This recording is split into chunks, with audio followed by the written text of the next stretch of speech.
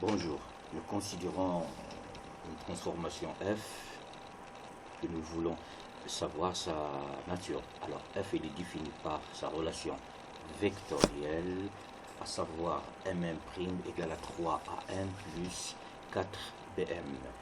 M' c'est l'image de f par l'image de m par f.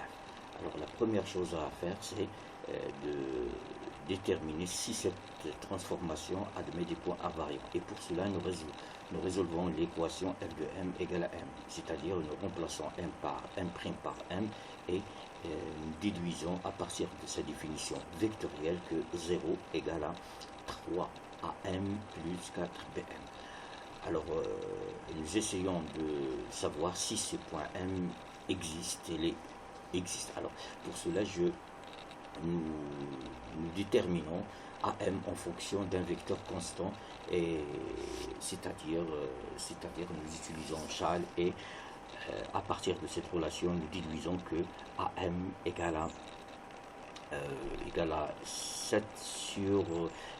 4 sur 7 AB. Donc, le point invariant existe, il est unique, il est défini par cette relation, par la relation AI égale à 4 sur 7 AB. Alors, je préfère qu'on conserve sa définition initiale, à savoir 0 égale à 3AI plus 4B. Alors, l'idée, c'est de... Maintenant, voilà, il a donné un point variant. Donc, l'idée, c'est d'essayer d'écrire I' en fonction de IM. Donc, I' égale à K, IM. Bon, à partir de sa définition vectorielle, j'introduis le point I en utilisant Chasles et d'après ceci, donc, nous déduisons que I' égale à 3AI plus 4BI plus 8IM. Alors 3AI plus 4BI égale à 0 d'après sa définition, et à partir de là, bien sûr, nous concluons que I' égale à 8IM, et le fait que I' égale à 8IM, nous déduisons que la nature de cette transformation est une homotétique de centre I et de rapport 8.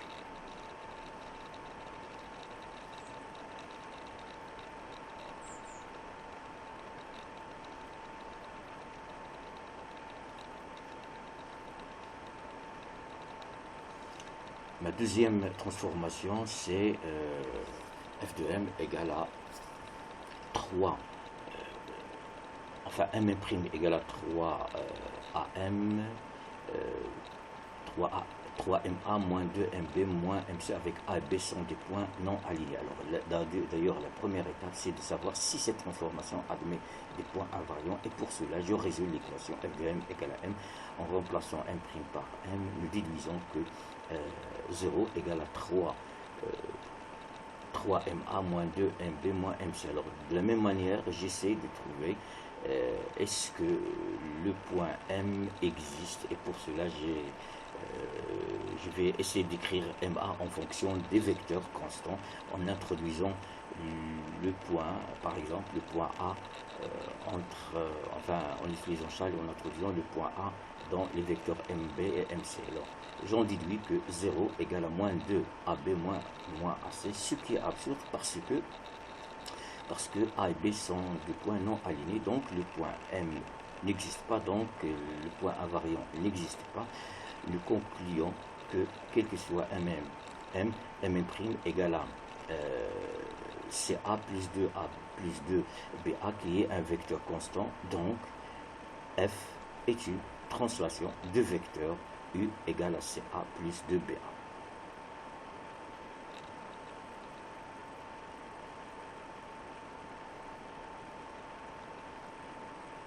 Donc au revoir et à bientôt, Inch'Allah, pour notre activité.